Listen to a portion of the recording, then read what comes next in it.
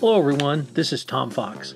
I'm the Compliance Evangelist, and I'd like to welcome you to the August edition of my 1 month to a more effective compliance program series that I'm running throughout 2017. This month will be 1 month to more effective continuous improvement. My sponsor this month is Affiliated Monitors. Founded in 2004, Affiliated Monitors provides professional, independent integrity monitoring and ethics and compliance assessments nationally and internationally and across all industries. With its knowledge of effective ethics and compliance programs and cultures, Affiliated Monitors is respected for its work as the corporate monitor on matters ranging from multinational corporations to small and mid-sized companies, and even individuals.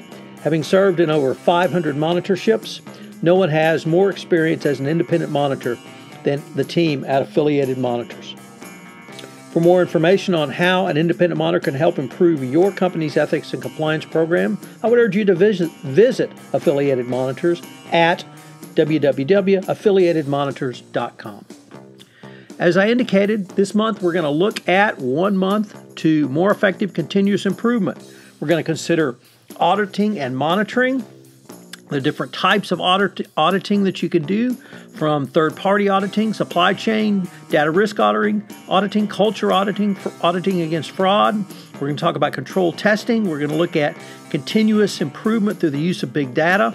We're going to look at measuring effectiveness, risk-based monitoring, email sweeps as monitoring, and listening as continuous monitoring. I think you're going to find it a fascinating month, and I'm sure at the end of the month you will have picked up multiple lessons on what you can do to improve your compliance program around continuous improvement. This is Tom Fox. Thank you very much for joining me on this episode, and I hope you'll join me for the entire month. This 2017 1 month to a better compliance program podcast series is a part of the Compliance Podcast Network. Day 8, the Culture Audit. What is organizational culture? Eric Feldman, the Senior Vice President at Affiliated Monitors, has said it comprises the mission, vision, and values of an organization. A similar way to consider it might be as the company's values, visions, norms, and beliefs. Whichever way you define it or look at it, corporate culture affects how groups within a company interact with each other. A key inquiry is whether the corporate incentive structure supports the articulated beliefs. Finally, how does one measure or audit these articulations? An important feature of good culture is that the majority of employees can be positively influenced by values and environments that reinforce strong company values. Such a climate arises when the workforce believes that certain forms of ethical reasoning and behavior are the expected norms for decision-making. The ethical climate of an organization serves many functions in an organization or a company. It helps to identify ethical issues and address those issues by giving employees answers to, how do I raise my hand and what should I do when faced with an ethical question? Corporate tactic to blame the ubiquitous rogue employee is an attempt to deny flaws in the system and a culture that spawned bad acts in the first place. Chuck Bedecker, the General Counsel of Waste Management, has said, a compliance program should be designed to make it easy to do the right thing and hard to do the wrong thing. Some techniques for the measurement or the assessment of employee culture include employee interviews, focus groups, and surveys to measure corporate culture. Eric Feldman, once again, has noted that identifying cultural strengths and areas needing improvement, the cultural audit can guide the creation of your communication plan and cultural building initiatives, which will fit to your organization's needs. In many cases, an effective strategy may be to target weak spots while simultaneously solidifying the overall message to positive values already shared by your company. It's important to understand that corporate culture will not be uniform across geographies, functional areas, or even operating systems. But it can be useful in comparing results across your organization. So what are some of the things you can measure in a culture audit? Well, number one is operational pressures. How much is put on the individual employees to make their numbers? Obviously, this can greatly influence a company's culture, and you have to take a look at it to make sure you're on the right track. If you think back to the Wells Fargo case, it turned out that Wells Fargo had done numerous surveys where the operational pressure to meet the 8 is great number was literally overwhelming. In another example, I often use the story of the apocryphal country manager in the far eastern country who is alleged to have said, if I violate the code of conduct, I may or may not be caught. If I violate the code of conduct and am caught, I may or may not be disciplined. If I miss my numbers for 2 quarters, I'll be fired. Well, that's truly operational pressure. And that country manager never missed his numbers.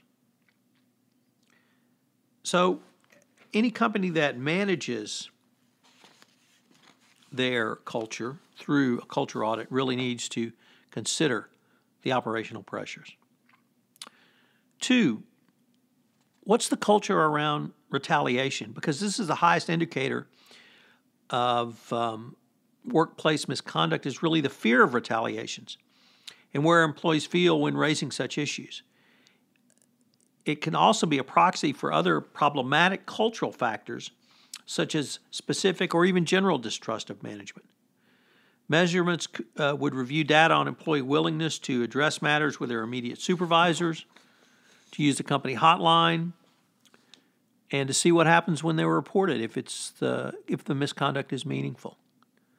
Simply because you do not have any hotline issues bubbling up does not mean there are no problems. Indeed, it may be the opposite.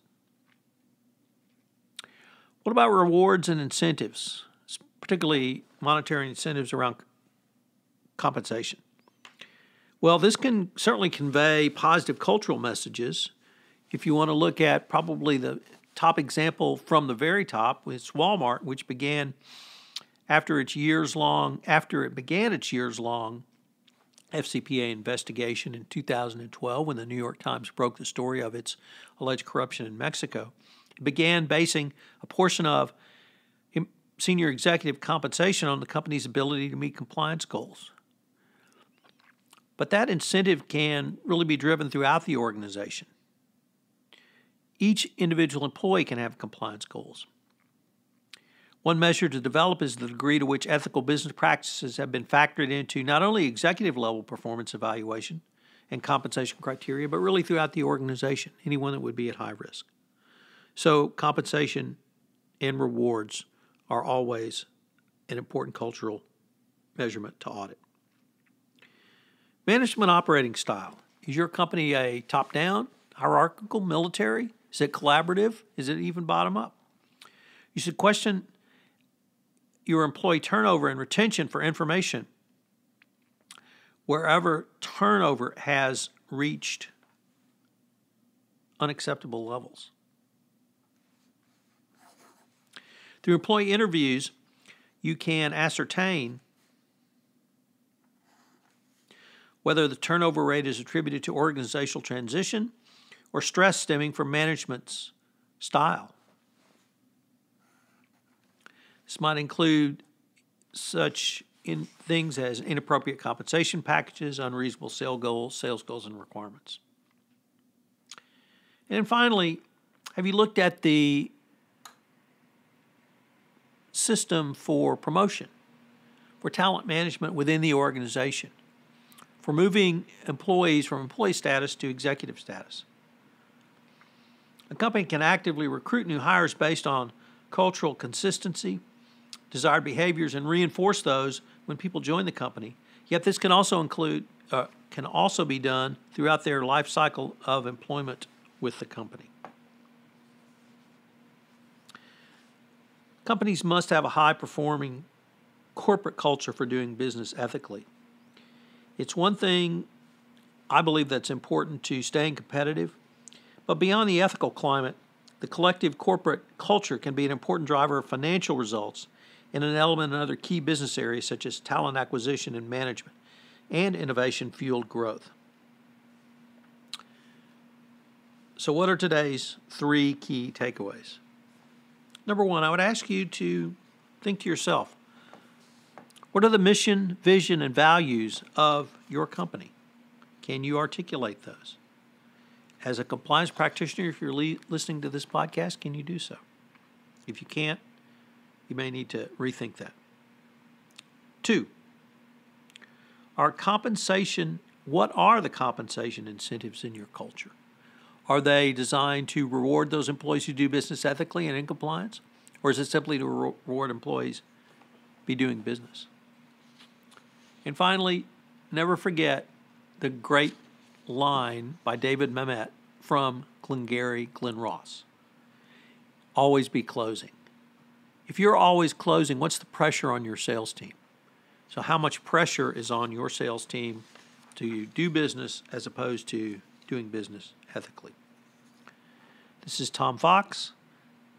I hope you have enjoyed today's episode of 1 month to more effective and continuous improvement, and I hope you'll join me tomorrow for day 9. This is Tom Fox again. I'd like to thank you for listening to this episode of 1 month to more effective continuous improvement in your compliance program.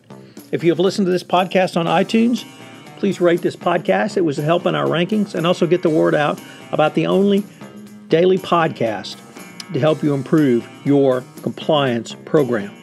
If you have any questions, you can email me at tfox@tfoxlaw.com. This is Tom Fox. I'm the Compliance Evangelist, and you've been listening to 1 month of more effective continuous improvement from the Compliance Podcast Network.